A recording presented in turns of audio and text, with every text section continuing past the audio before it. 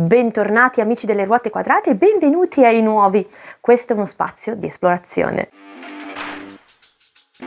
Ogni giorno siamo immersi in una grande ricchezza, in una grande bellezza, così tanta e così quotidiana quasi da non rendercene più conto. Ci abituiamo e come italiani probabilmente ancora di più perché siamo assolutamente coinvolti in prima persona fin da piccini in questo ambiente così ricco e brulicante. Allora l'esercizio che vi propongo oggi è quello di provare a riguardare questi spazi, riguardare le nostre città, i luoghi della nostra quotidianità come li guarderebbe un turista. Cosa vedrebbe una persona in questo momento? Quali colori, quali suoni catturerebbero l'attenzione di un turista, di una persona che vede questi spazi per la prima volta? Luci, riflessi per esempio, se avete vicino un fiume o un lago o il mare. Ogni tanto io lo faccio questo gioco e in questo gioco emergono delle sorprese, dei collegamenti inaspettati tra arti diverse, tra epoche diverse. L'ispirazione per il video di oggi viene quindi da questo esercizio. Recentemente sono andata a visitare il Museo della Fondazione Rovati a Milano. È un museo che tratta di arte antica, di arte etrusca, facendola dialogare con arte contemporanea e credetemi ci sono delle gran sorprese. La collezione si sviluppa in un ambiente fuori terra, un palazzo nobiliare milanese in zona Porta Venezia, una parte sottoterra impressionante con una sensazione meravigliosa, ci sono delle cupole che ricordano le tombe etrusche, le Tolos, e poi il piccolo giardino interno a cui tutti possono accedere ed è lì che ho fatto clic, mi si è accesa la lampadina e mi è venuto in mente un racconto di Dino Buzzati perfetto per quel luogo ed è quello che vi presento oggi. Fa parte del libro che si chiama La Boutique del Mistero. Per quanto riguarda il Museo Rovati e la collezione etrusca e contemporanea che trovate all'interno, aspettate la quarta di copertina. La copertina di oggi è La Boutique del Mistero del 1968. Dino Buzzati è del 1906, ma è stato definito un uomo del 2000 da una commentatrice della sua epoca. Ha a lungo fatto parte della quotidianità degli italiani, portando sulle colonne del Corriere della Sera la cronaca e i suoi racconti come inviato.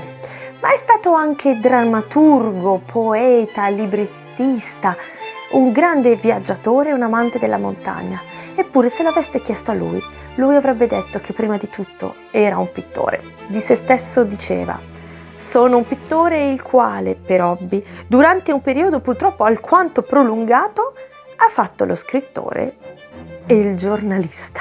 Come pittore le sue effettivamente erano spesso opere narrate, amava il fumetto. Vi lascio nei link anche una sua intervista dove racconta un suo dipinto e si capisce questa relazione con il fumetto. Ma questo stile un po' di cronaca lo troviamo non soltanto nei dipinti ma anche nei suoi racconti, che spesso risultano fantastici e evocativi, ma visti proprio come se fossero un articolo di cronaca. Le tematiche spesso sono un po' amare, come nel libro più famoso Il deserto dei Tartari del 1940, nel quale parla dell'attesa. Ora che avete un'idea di questo personaggio così interessante, forse non sufficientemente noto, entriamo direttamente nel racconto.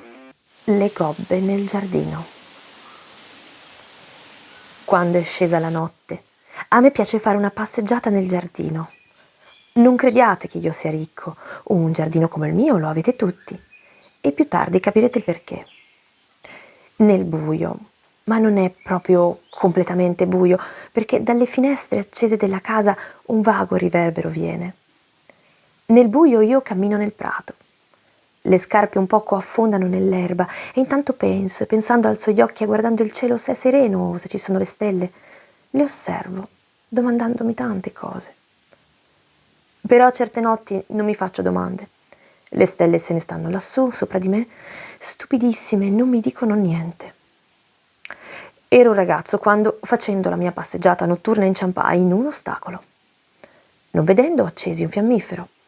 Sulla liscia superficie del prato c'era una protuberanza, una cosa strana. Forse il giardiniere avrà fatto un lavoro, pensai, gliene chiederò ragioni domani mattina. All'indomani chiamai il giardiniere, il suo nome era Giacomo. Gli dissi: che cosa hai fatto in giardino? Nel prato c'è una gobba, ieri sera ci sono incespicato e questa mattina appena si è fatta luce l'ho vista. È una gobba stretta e oblunga, assomiglia a un tumulo mortuario.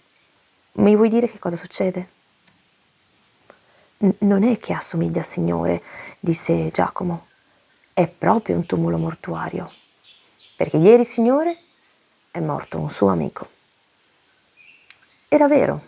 Il mio carissimo amico Sandro Bartoli di 21 anni era morto in montagna col cranio sfracellato. E tu vuoi dire, dissi a Giacomo, che il mio amico è stato sepolto qui? No, rispose lui. Il suo amico, signor Bartoli, e gli disse, perché così era delle vecchie generazioni e perciò ancora rispettoso, è stato sepolto ai piedi delle montagne che lei sa. Ma qui nel giardino il prato si è sollevato da solo, perché questo è il suo giardino, signore, e tutto ciò che succede nella sua vita, signore, avrà un seguito precisamente qui. Va, ti prego, queste sono superstizioni assurde, gli dissi. Ti prego di spianare quella gobba. Dopodiché non se ne fece nulla e la gobba rimase e io continuai alla sera, dopo che era scesa la notte, a passeggiare in giardino. E ogni tanto mi capitava di incespiccare nella gobba, ma non tanto spesso, dato che il giardino è abbastanza grande.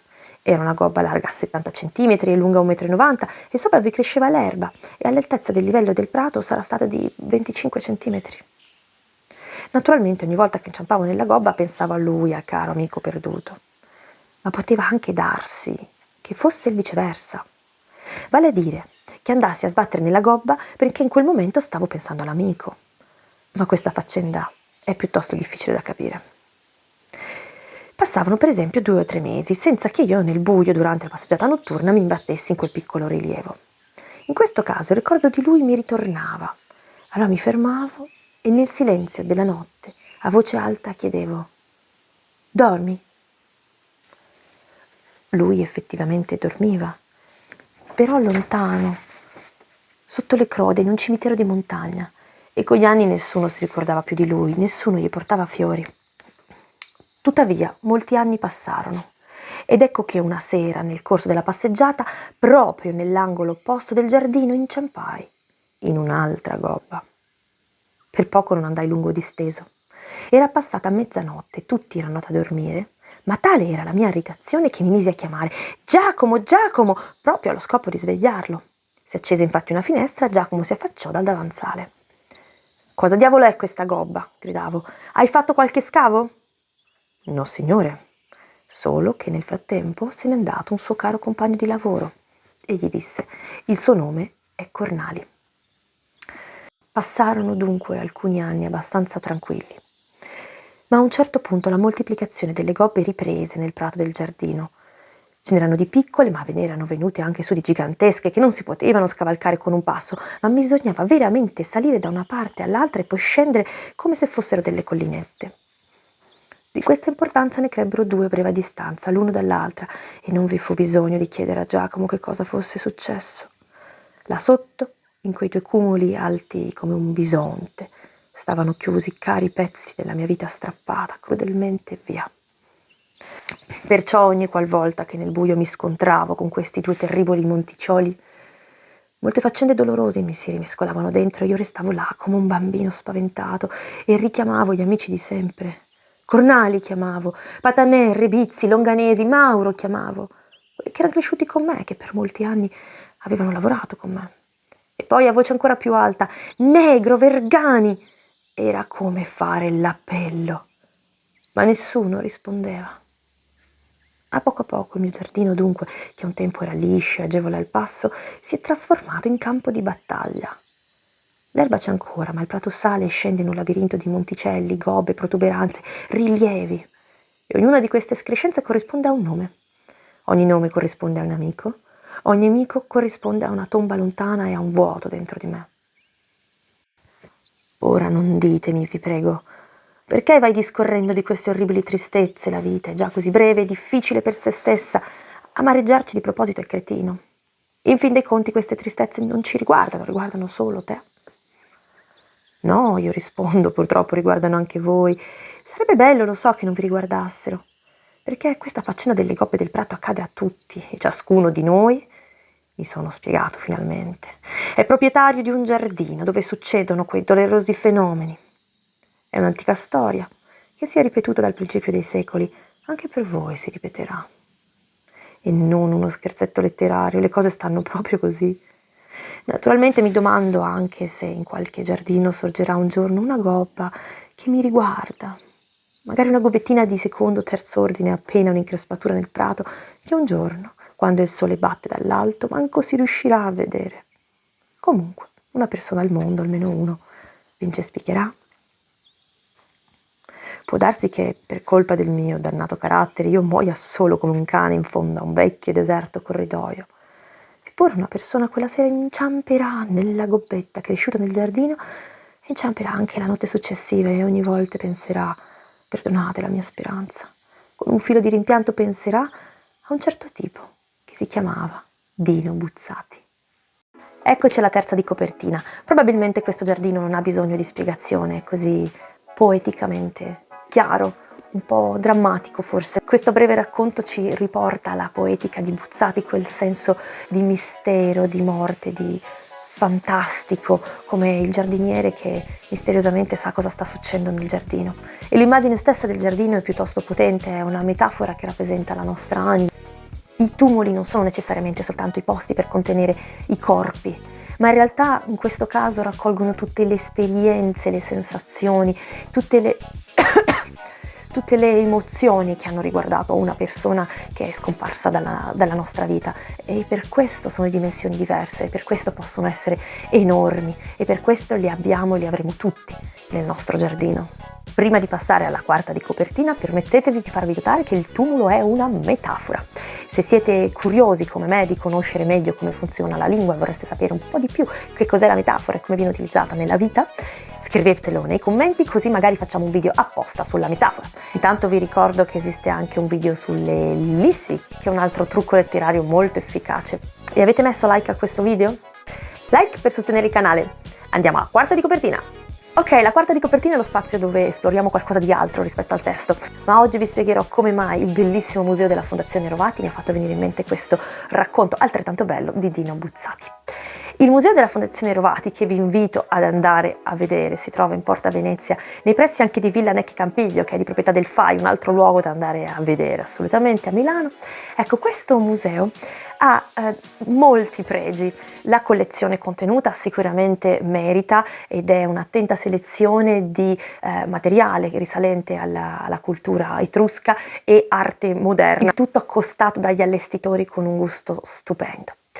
Ma è stata proprio la struttura del museo che mi ha fatto venire in mente questo accostamento, perché il museo è fatto appunto di 3 parti, come vi accennavo.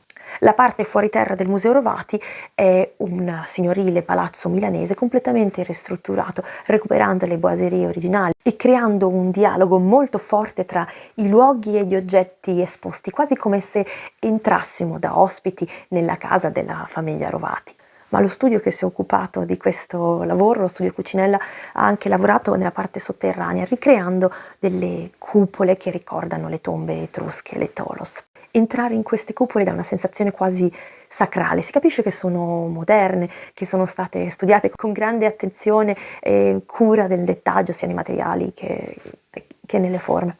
Ma un'ulteriore peculiarità è che la forma a cupola si richiama anche nel giardino, quindi all'esterno chiunque passeggia per questo piccolo giardino vede delle gobbe nel terreno.